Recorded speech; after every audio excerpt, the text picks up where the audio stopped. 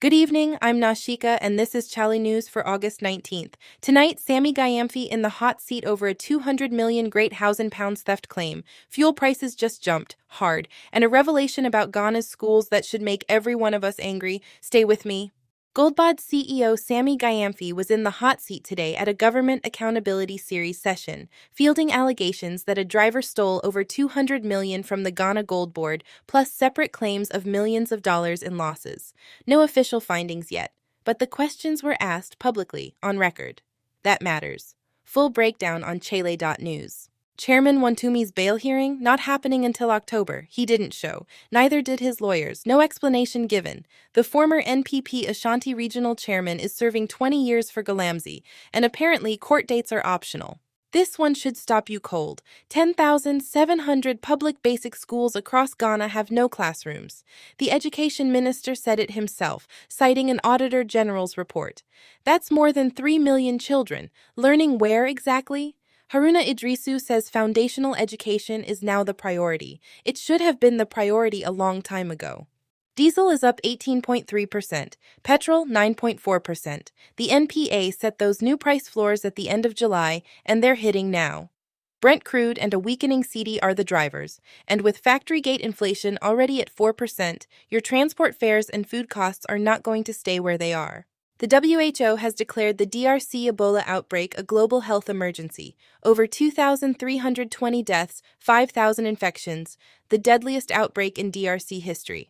And the Ghana Health Service has issued no public advisory. None. Full details on what this means for Ghana at chale.news. Illegal miners in Ahafo overpowered police officers mid-operation and seized 4 AK-47 rifles. 4.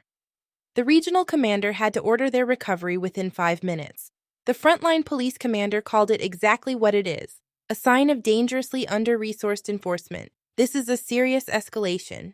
Disabled graduates marched on Jubilee House today. GES hired roughly 7,000 people in its latest round, and not one from a verified list of 200 qualified applicants with disabilities submitted before the exercise even started. The group is demanding the Finance Ministry step in and enforce Act 715. No official response yet. Ghana's roads killed 2,949 people in 2025, the highest toll in 35 years. Heavy trucks with failing air brakes are central to the crisis. Experts want mandatory brake inspections made law. With freight traffic set to grow, this isn't getting better on its own. Ghana's oil money watchdog PIAC is launching its first ever nationwide audit of oil-funded development projects that were never finished.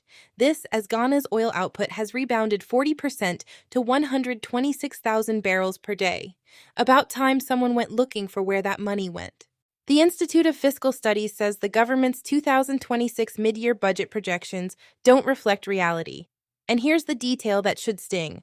Small-scale gold miners account for half of Ghana's $21 billion in gold exports and paid zero royalties to the state last year. Zero. The Finance Ministry hasn't responded.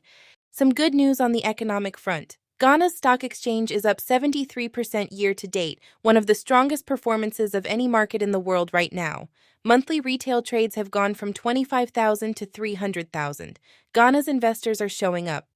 The Ghana military has launched Exercise Starlight Stretch 3, a 3-week counterinsurgency drill in the Oti Region, the area most exposed to jihadist spillover from Burkina Faso, Mali, and Niger. Third edition of the series. This is a structured readiness program, not a one-off. The U.S. has sanctioned the ICC's president Tomoko Akane as part of a declared campaign to dismantle the court. The ICC says it won't be deterred. For Ghana and Africa's other ICC members, the stakes in this fight are very real. The GFA has been in talks for months to bring FC Barcelona winger Jesse Bisiwu into the Black Stars fold. Good ambition. One problem, Ghana still has no head coach, and AFCON qualifiers kick off September 21st. Someone needs to explain the logic here. We end on history. Angélique Kidjo is now the first Black African artist with a star on the Hollywood Walk of Fame, 5-time Grammy winner, class of 2026. She used the ceremony to remind the world that Africa is not the borrower of global music, it's the foundation. Congratulations, legend. That's your August 19th evening digest. Every story fully reported at chale.news. I'm Nashika. Take care of yourselves out there, and we'll see you tomorrow.